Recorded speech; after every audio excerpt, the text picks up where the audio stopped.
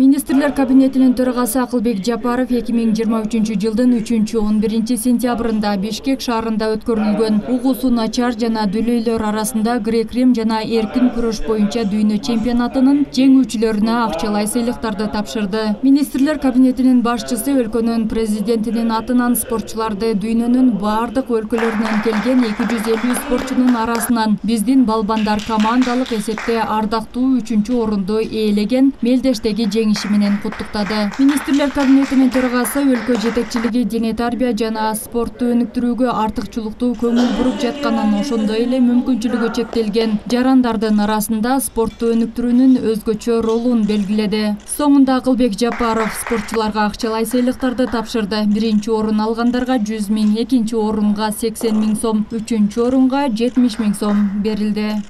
Спорт Кыргызстаныбызды дүйнөгө таанытат. Ага спортчуларыбыздын чыныгы эмгеги менен кошкон салымы зор.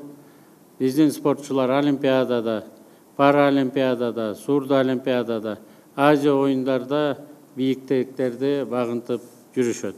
Урматтуу балбандар, сиздер спортко гана эмес, бул жашоодо дагы чыныгы чемпионсуздар.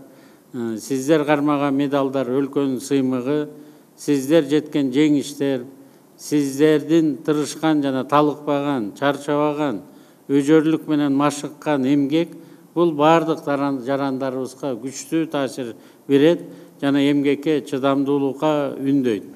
Жеңишке жетиш үчүн канча эмгек керек экенин сиздер билесиздер.